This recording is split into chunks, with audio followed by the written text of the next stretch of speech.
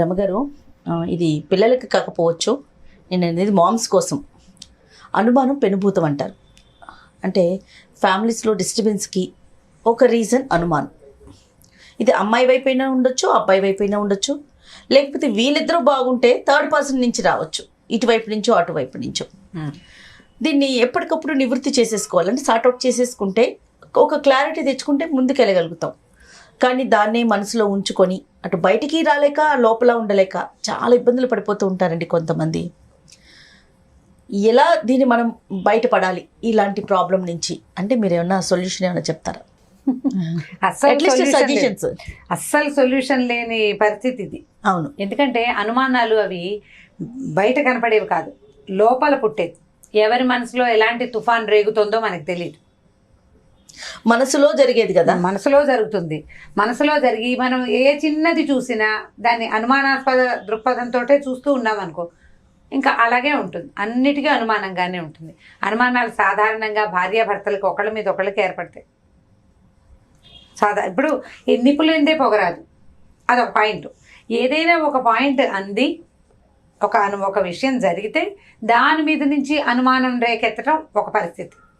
కారణం ఉంది, సహేతుకంగా ఉండే అనుమానం. అంటే ఇంతకుముందు ఇతనికి స్నేహాలో, అయితే ఈ అమ్మాయికే ఫ్రెండ్షిప్లో ఉన్నాయి, లేకపోతే ఏదో ముందే పెళ్ళయి మళ్ళీ సెకండ్ టైం పెళ్లి చేసుకోవడం, ఇలాంటివి ఏమైనా జరిగినప్పుడు వీళ్ళ ముందు వాళ్ళతోటి కానీ పాత స్నేహాలను ఏమైనా రివైజ్ చేస్తున్నారేమోనని అనుమానం రావటం లోక సహజమైన సంగతి.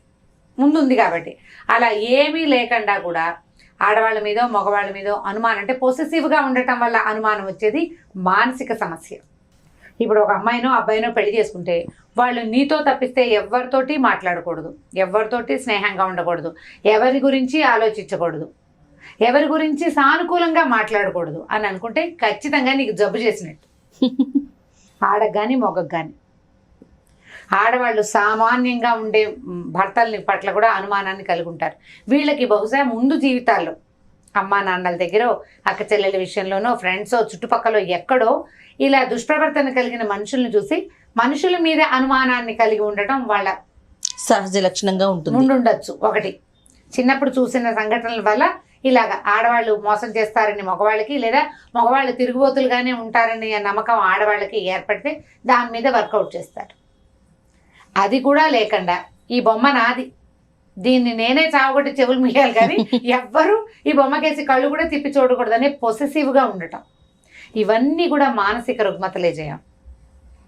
నువ్వు చక్కగా ఉంటావు, బాగా చూసుకుంటావు, బాగా కొనిపెడతావు, అన్ని చోట్లకి తీసుకెళ్తావు, కానీ అమ్మాయి ఎవరి వైపైనా చూడంగానే నీకు వీడి వారితో ఏదైనా చేసేస్తుందేమో అని నీకు అనుమానం వచ్చి ఈ అమ్మాయిని బతకనివ్వకపోతే నువ్వు పెట్టిన అన్నం లేదు, నువ్వు కొనిపెట్టిన గుడ్డ ముక్క లేదు, నువ్వు చేసుకున్న పెళ్ళి లేదు, అన్నీ పోయినాయి.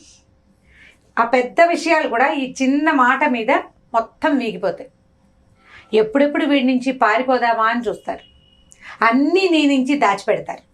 ఎందుకు? నిజం చెప్తే నువ్వు ఏమంటావో తెలీదు, ఎలా రియాక్ట్ అవుతావో తెలీదు. ఆడవాళ్ళకైనా మగవాళ్ళకైనా ఇదే పరిస్థితి. ఆఫీసులో ఎవరో ఒక ఆడ మనిషి వచ్చింది అనగానే వీళ్ళకి డౌట్ వస్తుంది, ఈవిడ ఏదైనా చేసేస్తున్నాడేమో, అమ్మాయి వీటితో క్లోజ్గా ఉందేమో. వీడు ఒకడైనా భూప్రపంచం మీద, మిగిలిన వాళ్ళు ఉండరు అని వర్కౌట్ చేయటం. ఇవి ఖాళీగా ఉండటం వల్ల, పని పాట లేకపోవటం వల్ల పెరుగుతాయి. ఒకటి. రెండోది, చుట్టుపక్కల వాళ్ళ వల్ల కూడా పెరిగే అవకాశం ఉంది. ఫ్యామిలీ వల్ల, అక్క చెల్లెళ్ళు కానీ అన్నదమ్ములు కానీ ప్రోవోక్ చేస్తారు అనుమానాలని. అందరికీ ఇప్పుడు ఈ రెసిగ్నేషన్లో ఉన్న వాళ్ళకి 50,000 జీతం అయితే మీ ఆవిడకి 35,000 ఎందుకు వస్తుంది అంటే 15,000 డ్రా చేసి ఎవరికైనా ఇచ్చేస్తుందేమో, పుట్టింటికి పెట్టేస్తుందేమో, లాంటివి రేకెత్తిస్తారు. అనుమానం అంటే ఒక రకమే కాదు కదా, పలు రకాలు. ఇదే కాదు కదా, డబ్బుల మీద ఇంతకుముందు ఉండాల్సిన డబ్బు ఏం చేశారు, అది ఎక్కడికి వెళ్ళింది, దాన్ని ఏం చేశారు. ఇంతకుముందు ఒక సంబంధం కుదిరి మానేసుకుని ఈ సంబంధం చేసుకున్నారనుకో, ఆ సంబంధం వాడితో ఏమైనా ఫ్రెండ్షిప్ మెయింటైన్ అవుతుందా, అది ఎందుకు క్యాన్సిల్ అయింది, దాని మీద వర్కౌట్ చేయటం. ఇప్పుడు వర్కౌట్ చేసే గుణం ఉంటే వీళ్ళు ఏం చేస్తారు, రంధ్రాన్వేషణ చేస్తూనే ఉంటారు, కోడిగుడ్డుకి ఈకలు పీకుతారు. ఆ గుణం ఎవరిది వాడు మానుకోవాలి. లేదా మన వల్ల కాదనిపిస్తే చక్కగా థెరపిస్ట్ని చూసుకుని వాళ్ళ దగ్గరికి వెళ్తే వాళ్ళు నిన్ను కొంచెం కాస్త నీకు ఆ ఎక్స్ట్రాగా పెరిగిన ఈకల్ని కత్తిరిస్తారు ఎంతో కొంత. పైగా వాళ్ళు కత్తిరించలేకపోయినా నువ్వు డబ్బు ఖర్చు పెడతావు కదా, ఆటోమేటిక్గా తగ్గుతుంది. ఖర్చు పెట్టడం వల్ల ఆటోమేటిక్గా తగ్గుతుంది. అనుమానాస్పదమైన ప్రవర్తన కలిగి ఉండటం తప్పు.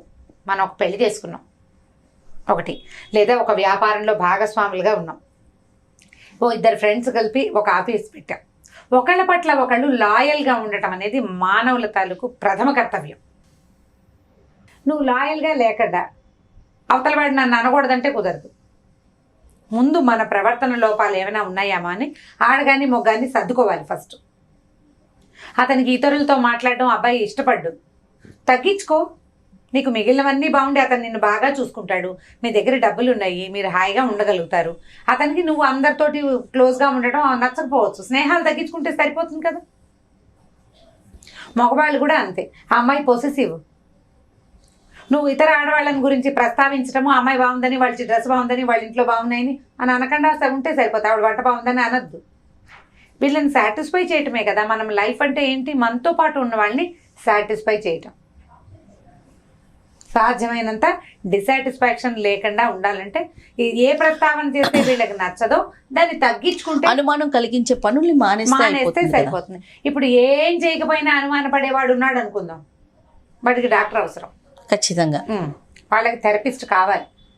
వాళ్ళని ఇప్పుడు ఇలా ఉన్నప్పుడు నేను భార్య ఎలా థెరపిస్ట్ దగ్గర తీసుకెళ్తే నువ్వు థెరపిస్ట్ దగ్గరికి వెళ్దాం, సైకాలజిస్టో సైక్రియాటిస్టో అవసరం ఉందని కానీ వాడు నా పెళ్ళ నాకు పిచ్చంట ఉందని గోల్ చేస్తాడు. అలా కాకుండా ఫ్యామిలీతోటి మాట్లాడుకోండి, అమ్మాయి ఫ్యామిలీతోటి కానీ అబ్బాయి ఫ్యామిలీతోటి కానీ ఫ్యామిలీస్తో మాట్లాడి ఈ సమస్య ఉంది, ఇది ఇబ్బంది పెడుతున్నారు, దీనికి ఏదైనా చేయాలి, మీరు కూర్చుని మాట్లాడిచ్చి సెట్ చేస్తారా లేకపోతే ఎవరైనా సైకాలజిస్ట్ని చూద్దామా అని మాట్లాడుకోండి. ఇదివరకట్లాగా ఇప్పుడు రోజులు లేవు. మరి 50 ఏళ్ళ వాళ్ళకి అనుమానాలు ఉన్నాయనుకో, వాళ్ళని మనం చేయగలిగేదేం లేదు. 25-30 ఏళ్ళ వయసులో కనుక ఇలా పొసెసివ్గా ఉండి ఓవర్ పొసెసివ్నెస్ అవి ఉంటే వాటిని తప్పకుండా సార్ట్అవుట్ చేసుకోవచ్చు, ప్రయత్నం చేయొచ్చు. మన దగ్గర ఇప్పుడు చాలా మంది థెరపిస్టులు సైకాలజిస్టులు దొరుకుతున్నారు, లేకుంటే ఫ్యామిలీ కౌన్సిలర్స్ సరే సైకాలజిస్ట్ దాకా వెళ్ళకుండా అంతవరకు వెళ్ళకండి. ఇప్పుడు సైకాలజిస్ట్ అనగానే మనకు అదేదో వేరే అర్థం వస్తుంది, విపరీతంగా ఏం అర్థం చేసుకోకర్లే. ఫ్యామిలీ కౌన్సిలర్లు కూడా దీనికి ఉపయోగపడతారు. మీరిద్దరు ఒక ఫ్యామిలీ కౌన్సిలర్ని అప్రోచ్ అయ్యి మాట్లాడుకోండి. ఇప్పుడు ఇద్దరు కలిసి బిజినెస్ చేస్తున్నారనుకో, ఒకళ్ళ మీద ఒకళ్ళకి అనుమానం వచ్చింది, సింపుల్గా విడిపోతారు. ఎవడు వ్యాపారం ఎవడు కుంపటి వాడు పెట్టుకుంటాడు, పోని బావం. ఇప్పుడు భార్యాభర్త అయితే మీ మధ్యలో పిల్లలు ఉంటే ఇబ్బంది కదా, అలాంటప్పుడు ఈ పని చేయండి. నాకు అనిపిస్తుంది రమ్మగారు, వైఫ్ అండ్ హస్బెండ్ మధ్య సీక్రెట్స్ మెయింటైన్ చేయనంత కాలం అనుమానం అనేది ఉండదేమో అనిపిస్తుంది. ఓపెన్గా ఉన్నారనుకోండి అనుమానానికి కొంచెం తగ్గుతుందేమో, ఆ తావు ఇవ్వదేమో అనిపిస్తుంది. అంటే ఇప్పుడు పర్సనల్గా ఫోన్స్లో అట్లా లాక్స్ పెట్టుకోవటం, వీళ్ళు ఉన్నప్పుడు బయటికి వెళ్ళి అట్లా సంథింగ్, అప్పుడు కొంచెం ఒక థాట్ మొదలైందంటే ఎవరికైనా ఇటైనా అటైనా అది రేజ్ అవుతానే ఉంటుంది. వాళ్ళు ఎవరితో మాట్లాడినా అదే ఫీల్ ఉంటుంది మనసులో. అవును కాదంటారా, అదొక పాయింట్. ఇప్పుడు ఓపెన్ గా చెప్తే ఇప్పుడు వాళ్ళు ఎవరో వచ్చారు వాళ్ళతో నేను మాట్లాడాను వాళ్ళు బాగున్నారు అని ఏదైనా చెప్పగానే రెండో వాళ్ళ కోపం రావచ్చు కదా. అంటే నెగిటివ్ వేలో ఎందుకు చెప్తాం, బాగున్నారు చాలా బాగున్నారు అని చెప్పకుండా క్యాజువల్ గా తీసుకెళ్ళొచ్చు కదా దాన్ని. కొంత సీక్రెట్స్ అంటే రహస్యమయమైన జీవితాలని మనం మెయింటైన్ చేస్తుంటే కొంచెం ఇలాంటి సమస్యలు వస్తాయి. ఇప్పుడు మన ఇద్దరం కలిసి ఉండేటప్పుడు ఇంకా అసలు రహస్యం ఎందుకు ఇది ఇప్పుడు ఎవరికి మనకి ఇలాంటి పొరపచ్చాలు వస్తున్నాయి, ఇవి రాకుండా మనం కలిసి ఉండాలంటే ఏం చెయ్యాలి అనే వాళ్ళకి. అంతేగాని నా జీవితం నా సీక్రెట్స్ నేను నా దారి నేను ఉంటాను, నా స్పేస్ నాది, నీ జీవితం నీ రహస్యాలు నువ్వు ఉంచుకొని నీ స్పేస్ ఏంటంటే ఎవరి స్పేస్ వాళ్ళది. అప్పుడు ఒకరు నా స్పేస్ నాదన్నప్పుడు రెండో వాళ్ళకి ఆటోమేటిక్ గా వచ్చేస్తుంది కదా, నా స్పేస్ కూడా నాదే అంటావు. అవును, మరి వాళ్ళకి కాదు సీక్రెసీ అంటే నేను చెప్తున్నాను కదా. ఇప్పుడు వాళ్ళ అవతల వాళ్ళకి నచ్చుబాటు కాని వ్యవహారాన్ని కొద్దిగా మీ జీవితంలో మీరు కుదించుకుంటే అది మీ వరకు ఉంచుకుని వాళ్ళ దగ్గరికి రానివ్వకుండా కొంత జాగ్రత్త మెయింటైన్ చేయగలిగితే మీరు తగ్గించుకోండి, వాళ్ళ దగ్గర పూర్తిగా ఆఫ్ చేయండి. అంతేగాని వీళ్ళ దగ్గర ఆఫ్ చేసి మీ దారిని మీరు వేషాలు వేయండి అని చెప్పట్లేదు, తగ్గించండి.